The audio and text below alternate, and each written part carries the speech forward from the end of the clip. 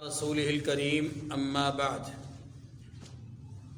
فأعوذ بالله من الشيطان الرجيم بسم الله الرحمن الرحيم ما المسيح ابن مريم إلا رسول قد خلت من قبله الرسل وأمه صديقة كانا يأكلان الطعام انظر كيف نبين لهم الآيات ثم انظر أنا يؤفكون قل أتعبدون من دون الله ما لا يملك لكم ضرا ولا نفعا والله هو السميع العليم قل يا أهل الكتاب لا تغلوا في دينكم غير الحق ولا تتبعوا أهواء قوم قد ضلوا من قبل وأضلوا كثيرا وضلوا عن سواء السبيل صدق اللہ العظیم۔ سورۃ المائدہ کی آیت نمبر 75 سے آیت نمبر 77 تک 3 آیات کریمہ کی تلاوت ہوئی۔ ان آیات کریمہ سے پہلے اللہ تعالیٰ نے اہل کتاب کے دونوں گروہوں یہود اور نصارہ کے مختلف باطل نظریات کی تردید فرمائی۔ ان آیات کریمہ میں اللہ تبارک و تعالی نے خصوصیت کے ساتھ حضرت عیسیٰ ابن مریم، حضرت عیسیٰ اور ان کی والدہ مریم دونوں کی عدم الوہیت پر دلائل دیے ہیں کہ نہ تو حضرت عیسیٰ علیہ السلام الہ ہیں اور نہ ہی حضرت مریم علیہ السلام الہ ہیں۔ ان آیات کریمہ میں اللہ تبارک و تعالی نے جہاں پر حضرت عیسیٰ اور حضرت مریم کے الہ نہ ہونے کی دلیل دی ہے یا دلائل دیے ہیں، وہیں پر یہود کے بہتان اور الزام تراشیوں کا جواب بھی دیا ہے۔ دیکھیے، مل مسیح ابن مریم الا رسول، مسیح جو کہ بیٹے ہیں مریم کے، وہ صرف رسول ہیں۔ مسیح ابن مریم رسول ہیں۔ یہ جو جملہ ہے، یہ جملہ الوہیت کی نفی کرتا ہے، الہ ہونے کی۔ کیوں؟ اس لیے کہ الہ مخلوق نہیں ہوتا، الہ مخلوق، جبکہ عیسیٰ بیٹے ہیں مریم کے، اس کا مطلب یہ ہے کہ عیسیٰ جز ہیں مریم کے۔ عیسیٰ کی ولادت ہوئی مریم سے، عیسیٰ کو جناب مریم نے، تو اب اس کا مطلب یہ ہوا کہ عیسیٰ علیہ السلام پیدا ہوئے، اور پیدا ہونے والا مخلوق ہوتے ہیں، تو مخلوق خالق نہیں ہو سکتا۔ ایک تو یہ تردید ہو گئی، یا معبود نہ ہونے کی ایک دلیل تو خود ان الفاظ کے اندر یہ ہو گئی۔ دوسری بات، قد خلت من قبلہ الرسل، اچھا رسول کہہ کر کے اس بات کی طرف اشارہ کر دیا کہ آپ پیغامبر ہیں، پیغام پہنچانے والے ہیں، یعنی اس کا مطلب یہ ہوا کہ کوئی اور ذات ہے جس کا پیغام یہ پہنچا رہے ہیں، تو لا محالہ وہ ذات ان سے ورا ہوگی، وہ ذات ان سے بڑھ کر ہوگی، وہ ذات ان سے عرفہ اور اعلیٰ ہوگی۔ یہی بات خود دلیل ہے کہ حضرت عیسیٰ معبود نہیں ہے، حضرت عیسیٰ الہ نہیں ہے۔ مل مسیح ابن مریم کے اندر یہ 2 دلیلیں آ گئی۔ ایک، عیسیٰ علیہ السلام بیٹے ہیں تو بیٹا ہونا مخلوق ہونے کی نشانی ہے۔ دوسرا، آپ رسول ہیں، اس کا مطلب یہ کہ آپ ماتحت ہیں اور کوئی ذات آپ کے اوپر ہے۔ اب اگلی بات، قد خلت من قبلہ الرسل، یہ ایک اور باطل نظریے کی تردید ہے عیسائیوں کے۔ عیسائی عیسیٰ علیہ السلام کے حوالے سے جس غلط فہمی کا شکار ہوئے، وہ غلط فہمی کیا تھی؟ عیسیٰ علیہ السلام مردے کو زندہ کر دیتے تھے، عیسیٰ علیہ السلام نابینا کو بینا کر دیتے تھے، عیسیٰ علیہ السلام برس کے مریض کو، کوڑ کے مریض کو ہاتھ پھیر کر کے اس کو صحت اور تندرستی کی طرف لے آتے تھے۔ بظاہر ایسا لگتا تھا کہ جیسے عیسیٰ علیہ السلام کر رہے ہیں۔ اسی چیز نے مغالطے میں ڈالا کس کو؟ عیسائیوں کو، کہ عیسیٰ علیہ السلام یہ سب کچھ کر رہے ہیں، تو یہ سب کچھ انسان تو نہیں کر سکتا، یہ تو انسان سے ماورا کوئی ذات ہے جو کرے۔ اس لیے انہوں نے عیسیٰ علیہ السلام کو یا تو کلی طور پر الہ سمجھ لیا، یا الہ کا جز سمجھ لیا، یا الہ کا پارٹنر سمجھ لیا، جس کو عقیدہ تثلیث کہتے ہیں۔ بعض عیسائی وہ ہیں جو عیسیٰ علیہ السلام کو باقاعدہ خدا کہتے ہیں، وہ جو اللہ اور عیسیٰ کا تصور ہے وہ کہتے ہیں ایک ہے۔ انما المسیح عیسیٰ ابن مریم، ہم کہتے ہیں کہ مسیح مریم کے بیٹے ہیں، اور عیسائی کیا کہتے ہیں کہ عیسیٰ خود خدا ہیں۔ بہت فرق ہے۔ دوسرا عقیدہ بعض عیسائیوں کا یہ ہے کہ عیسیٰ علیہ السلام خود خدا نہیں، لیکن خدا کے بیٹے ہیں، خدا کے اوتار ہیں، بیٹے ہیں۔ تیسرا، عیسیٰ علیہ السلام کے حوالے سے کچھ عیسائیوں کا یہ عقیدہ ہے کہ آپ نہ تو اللہ کے بیٹے ہیں، نہ الہ ہیں، بلکہ آپ خدائی میں شریک ہیں۔ جیسے اللہ ایک معبود ہے، ایسے ہی عیسیٰ علیہ السلام بھی اللہ کے ذات الوہیت میں شریک ہیں، اور یہ الوہیت کی شراکت 3 لوگوں میں ہے: عیسیٰ علیہ السلام، مریم علیہ السلام، اللہ۔ یا بعض لوگوں کا خیال ان 3 شراکتوں سے مراد کیا ہے؟ عیسیٰ علیہ السلام، جبرائیل علیہ السلام اور اللہ۔ اللہ تعالیٰ نے یہاں پر اسی کی تردید فرمائی کہ جس وجہ سے تم عیسیٰ علیہ السلام کو الہ یا الہ کا بیٹا یا الہ میں شراکت دار سمجھتے ہو، یہ وجوہات تو دیگر انبیاء میں موجود تھی۔ پہلے نبی سے لے کر کے آخری نبی تک ہر نبی کو اللہ نے ایسی وجوہات سے نوازا، اور یہ وجوہات علامت نبوت ہوتی ہیں، دلیل نبوت ہوتی ہیں، اور یہ وجوہات کیا ہیں؟ اس کو ہماری اصطلاح میں معجزہ کہتے ہیں۔ ہماری اصطلاح میں کیا کہتے ہیں؟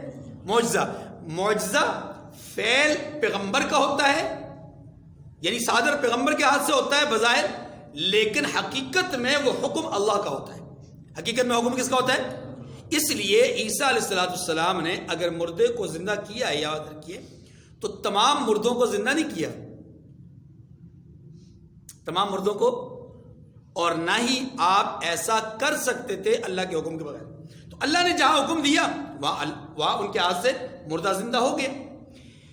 جیسا کہ رحمت دو عالم صلی اللہ علیہ وسلم کے بے شمار معجزات ہیں، اور وہ معجزات ہیں کہ دم عیسیٰ کیا، حسن یوسف کیا، ید بیضا کیا، سارے کے سارے معجزات اللہ نے دامن مصطفیٰ میں بکھیر رکھے تھے۔ وہ جو شاعر نے کہا نا، حسن یوسف دم عیسیٰ ید بیضا داری، آنچ خوبہ ہمدارن تو تنا داری۔ تمامی انبیاء کا، محققین علماء کا اس بات پر اتفاق ہے کہ پوری کائنات میں جو 1.25 لاکھ کے قریب انبیاء تشریف لائے، ہر نبی کو اللہ نے معجزے سے نوازا۔ کم از کم ایک معجزہ کسی نہ کسی ہر نبی کو ملا، کم از کم، اور زیادہ سے زیادہ حضور صلی اللہ علیہ وسلم کے علاوہ جو سب سے زیادہ معجزات ملے وہ حضرت موسیٰ علیہ السلام کو ملے، جن کی تعداد 13 تھی۔ جن کی تعداد کتنی تھی؟ قرآن میں 9 کا تو ایک جگہ پہ ذکر ہے اور 4 ان کے علاوہ ہیں، تو مجموعی طور پہ ان کے معجزات کی تعداد کتنی ہے؟ اور یہ 1.25 لاکھ انبیاء علیہ السلام میں سے رسول اللہ صلی اللہ علیہ وسلم کے بعد سب سے زیادہ معجزات ہیں۔ لیکن یاد رکھیے، محققین کا اس بات پر اتفاق ہے کہ تمام انبیاء کے معجزات کو یکجا کیا جائے تو ان معجزات کی جو تعداد بنتی ہے ان معجزات سے کہیں زیادہ معجزات رسول اللہ صلی اللہ علیہ وسلم کو اکیلے ملے، اکیلے حضور کو ملے۔ اس لیے حضور کے معجزات بے حد و بے حساب و بے کتاب. بات سمجھ گئی؟ تو قد خلت من قبلہ الرسل کے اندر اسی بات کی طرف اشارہ کیا گیا کہ معجزات کے دیکھنے کی وجہ سے اگر تمہیں غلط فہمی ہوئی ہے تو یہ معجزات تو دوسرے انبیاء کو بھی ملے. کیا تم نے نہیں دیکھا کہ موسیٰ علیہ السلام کے دور میں، یعنی تمہارے آباء و اجداد تو جانتے ہیں اس بات کو کہ موسیٰ علیہ السلام کے دور میں قوم بنی اسرائیل پر اللہ نے پہاڑ کو ان کے سروں پر لا کھڑا کر دیا، زمین سے اکھاڑ کر پہاڑ کو ان کے سروں پہ لا کھڑا کر دیا.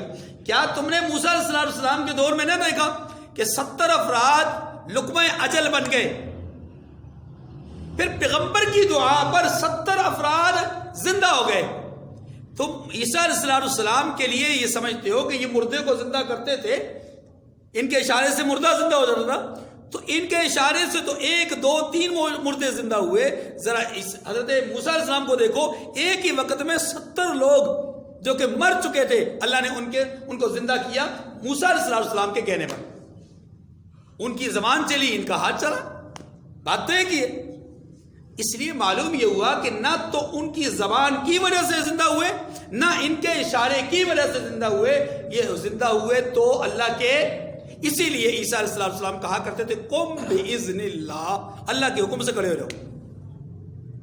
خیر، تو قد خلت من قبل الرسل کے اندر اس نظریے کی بھی تردید ہو گئی کہ معجزات کی وجہ سے کسی کو معبود نہیں سمجھا جا سکتا.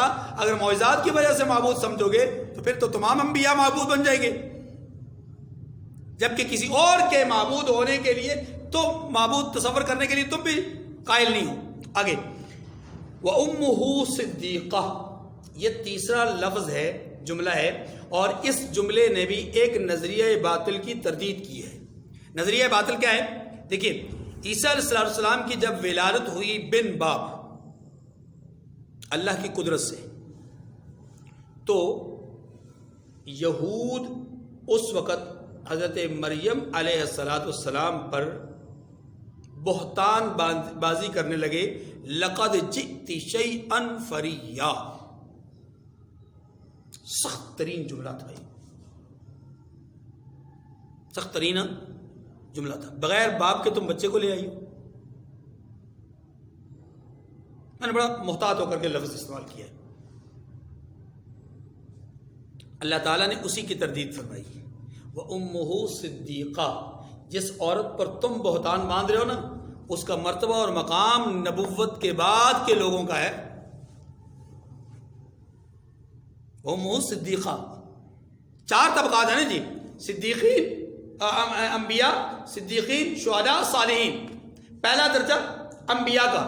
فرمایا وہ نبیہ تو نہیں، کیونکہ کوئی عورت نبیہ نہیں ہوئی، لیکن وہ صدیقہ ہیں، ولیہ ہیں، اللہ کی نیک بندی ہے، اللہ کی مقرب ترین عورت ہے.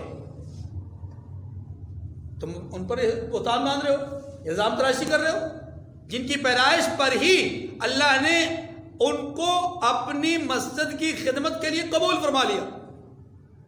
خدمت مسجد کے لیے قبول کر لینا اللہ کی طرف سے بہت بڑی نعمت ہے، اور یہ خوش نصیب لوگوں کو یہ نعمت حاصل ہوتی ہے کہ وہ مسجد کی خدمت کے لیے قبول ہوتے ہیں. ہر ایک آدمی کو یہ نعمت نصیب نہیں ہوتی. اللہ وہ صدیقہ، یہ ان کے نظریہ باطل کی تردید ہو گئی. آگے کانا یأکلان الطعام، یہ وہ جملہ ہے کہ جس نے حضرت عیسیٰ اور حضرت مریم دونوں کے معبود نہ ہونے کی دلیل پیش کرتی ہے. کیسے؟ دیکھیے، بظاہر تو ایک عام سا جملہ ہے کہ دونوں کھانا کھاتے تھے، دونوں کھانا کھاتے تھے.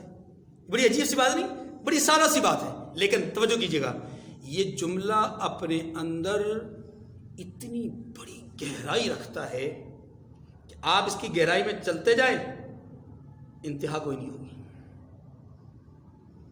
کیونکہ اس جملے نے بتلایا کہ دونوں ہی محتاج تھے، دونوں ہی. ایک لقمہ انسان کے پیٹ میں جاتا ہے تو یہ آسانی سے نہیں چلا جاتا. اس کے پیچھے انسان کتنی چیزوں کا محتاج ہوتا ہے.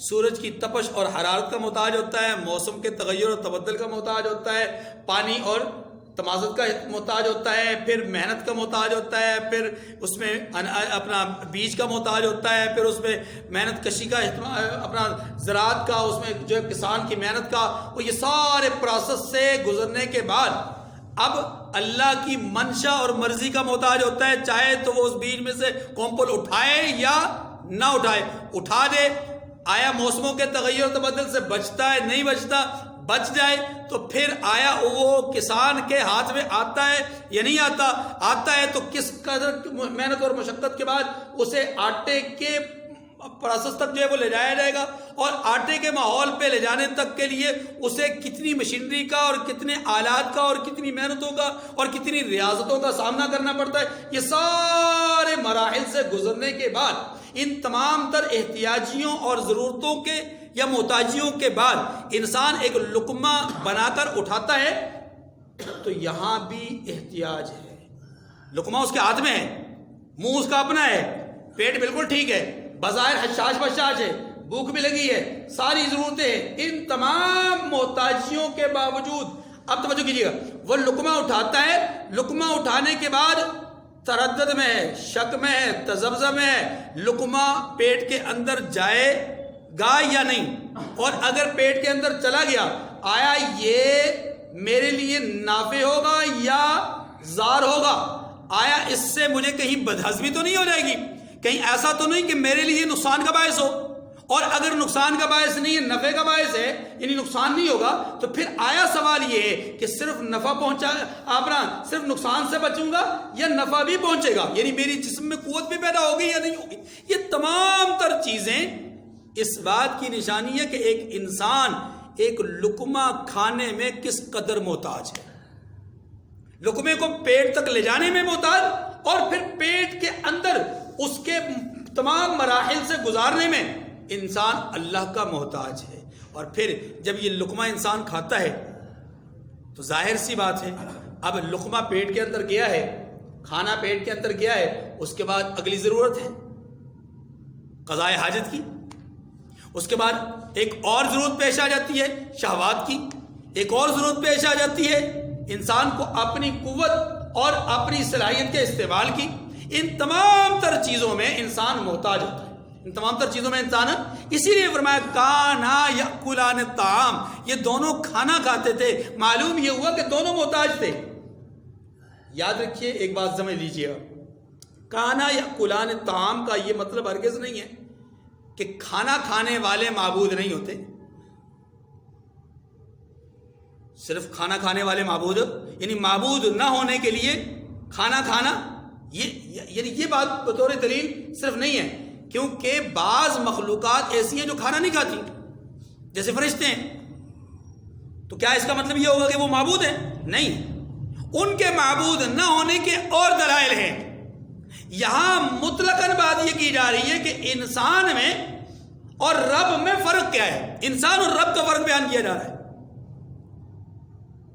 معبود اور غیر معبود کا فرق نہیں بیان کیا جا رہا، انسان اور رب کا فرق بیان کیا جا رہا ہے کہ رب وہ ہوتا ہے جو کھانے کا محتاج نہیں، رب وہ ہوتا ہے جو کسی قسم کی احتیاج اور ضرورت نہیں رکھتا، جبکہ بندہ وہ ہوتا ہے کہ جو بہت ساری ضرورتیں اور احتیاجیں اور ضرورتیں اس کی ہوتی ہیں۔ کانا یاکلان الطعام میں کہہ کر کے گویا دونوں معبود نہیں ہیں۔ اگلی بات، انظر کیف نبین لهم الآیات ثم انظر انا یؤفکون، فرمایا کہ دیکھو ہم ان لوگوں کے لیے اپنی آیتیں کھول کھول کر بیان کرتے ہیں، پھر دیکھو یہ کدھر کو چلے جا رہے ہیں، کدھر کو الٹے جا رہے ہیں۔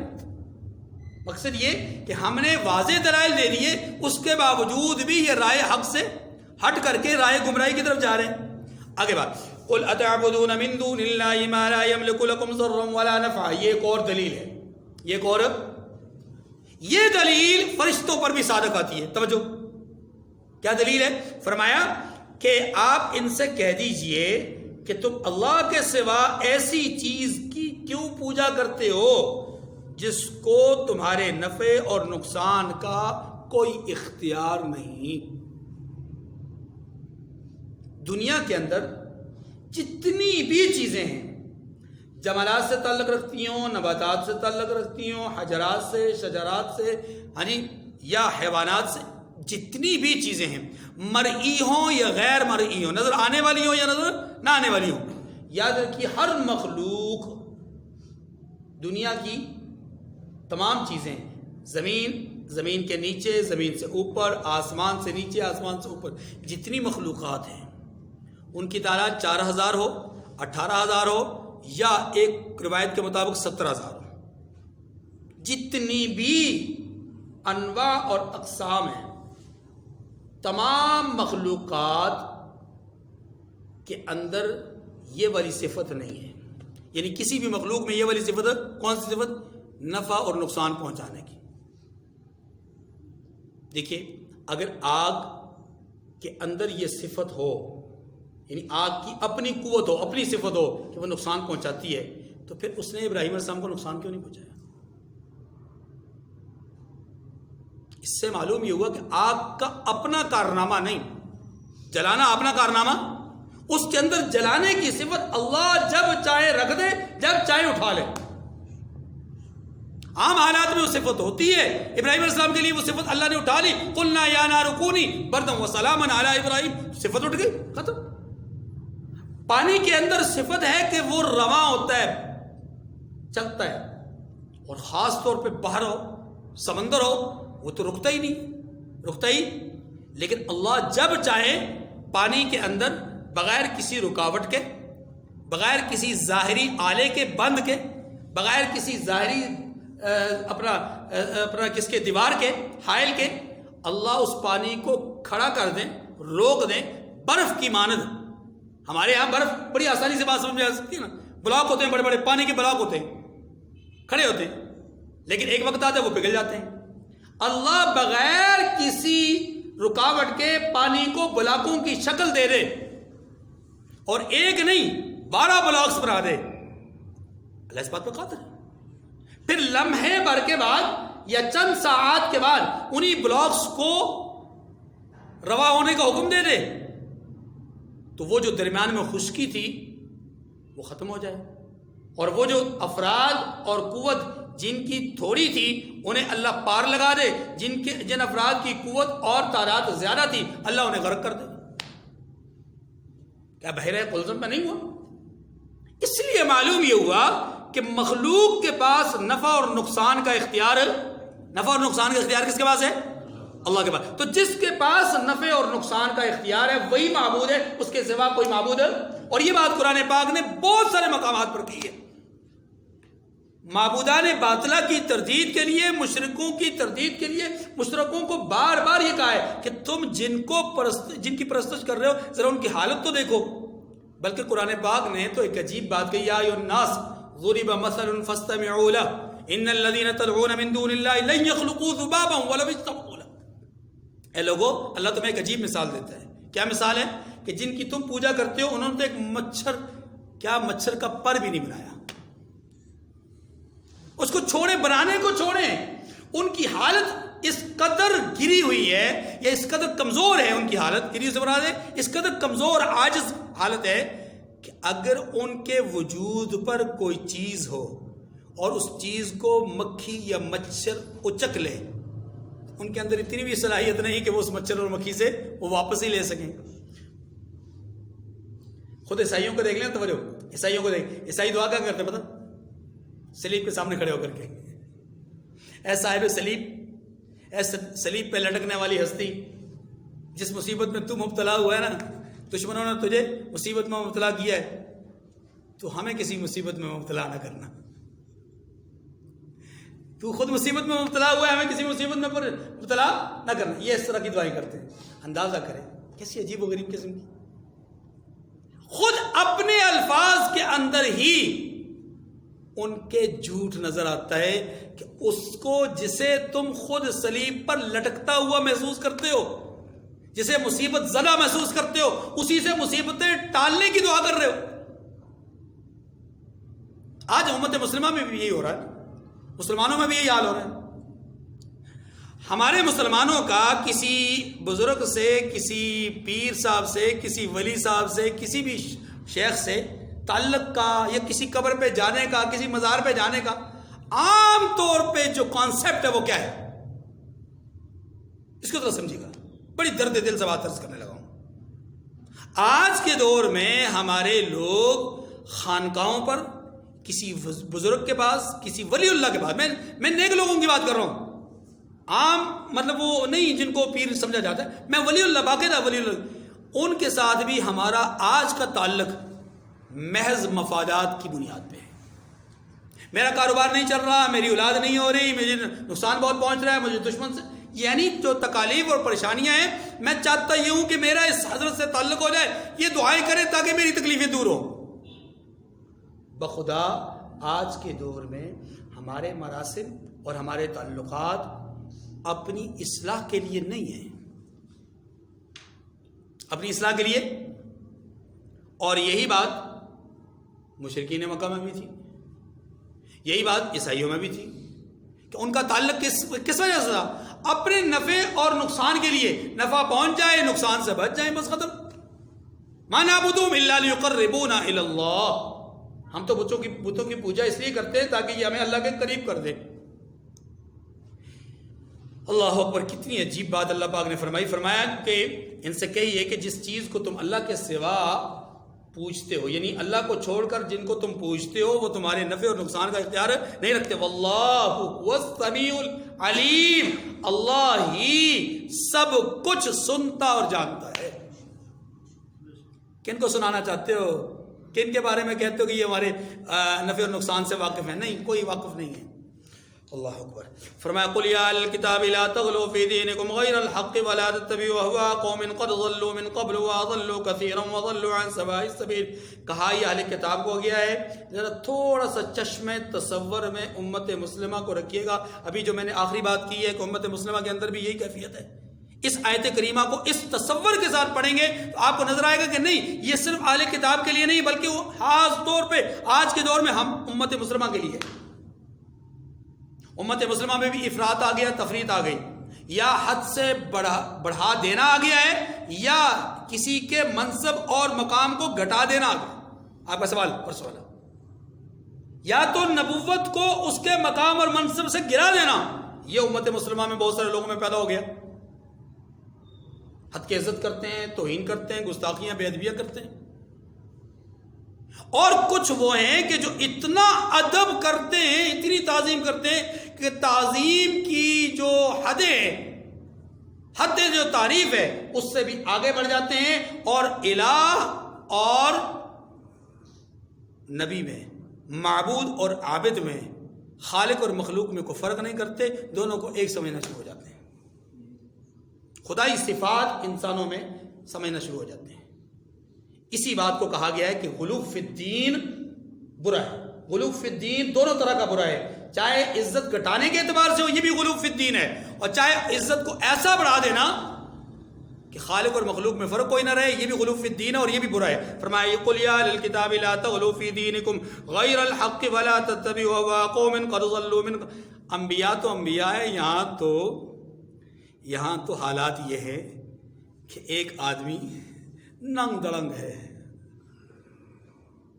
پتہ نہیں کتنے مہینوں سے، شاید سالوں سے نہایا تک نہیں ہے، بالوں سے جوئیں گر رہی ہیں، حالت خیر ہے. دیکھنے میں بھی ایک سلیم الفطرت آدمی کو کراہت محسوس ہوتی ہے. سلیم الفطرت میں نے کہا ہے، انسان نے کہا سلیم الفطرت، اسے بھی غوث،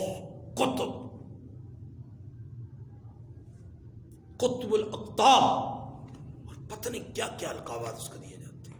حضرت اقدس، یہ ہمارا المیہ ہے، یہ ہمارا المیہ. ہمارے ہاں بہت سارے لوگ ایسے ہیں گدی نشین بخدا جن کا بظاہر دین کے ساتھ کوئی تعلق نہیں ہے،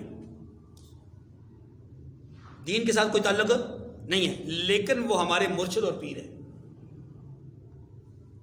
ہمیں میں سے بے شمار لوگ، ہزاروں لوگ ان کے مریدین میں سے، بہت سارے ہیں. خارجہ کیا ہیں؟ داخلہ خارجہ سارے اس میں شامل ہیں. قل یا اہل الکتاب لا تغلوا فی دینکم غیر الحق ولا تتبعوا اہواء قوم قد ضلوا من قبل واضلوا کثیرا وضلوا عن سواء السبیل. آپ فرما دیجئے کہ اے اہل کتاب، اپنے دین کی بات میں ناحق مبالغہ نہ کرو، مبالغہ، اور ایسے لوگوں کی خواہشوں کے پیچھے نہ چلو جو خود بھی پہلے گمراہ ہوئے، اوروں کو بھی اور بھی اکثر ان کو گمراہ کر گئے، یعنی خود بھی گمراہ ہو گئے اور دوسروں کو بھی. اس سے مراد عیسائی ہے. اس سے مراد کیا ہے؟ کون ہے؟ جو خود بھی گمراہ ہیں دوسروں کو بھی گمراہ کرنا چاہتے ہیں اور آج تک ان کی کوشش یہ ہے. لیکن یاد رکھیے اس میں غیر محسوس طریقے سے آج کے دور کے وہ لوگ کہ جن کے اوپر عالم کا لیبل ہے کہ یہ عالم ہے، اور وہ لوگوں کو غلط مسائل بتا کر کے غلط راستوں پہ چلا کر کے خود بھی گمراہ ہوتے ہیں اور دوسروں کو بھی گمراہ کرتے ہیں، خود بھی گمراہ ہوتے ہیں اور دوسروں کو بھی گمراہ کرتے ہیں. اللہ کے رسول صلی اللہ علیہ وسلم نے فرمایا تحت عدیم السماء، آسمان کی نیل گون چھت کے نیچے اللہ کے ہاں سب سے برگزیدہ لوگ وہ ہیں جو علماء ہیں. وہ ہیں جو آسمان کی نیل گون چھت کے نیچے سب سے برگزیدہ لوگ کون ہیں؟ علماء.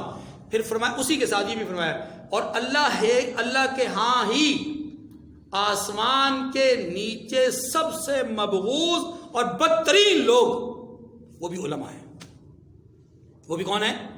اس سے معلوم یہ ہوا کہ علماء میں دونوں طبقات ہیں، علماء حق بھی ہیں، علماء سو بھی ہیں. اور یہ جو اشارہ ہے یہ علماء سو کی طرف ہے.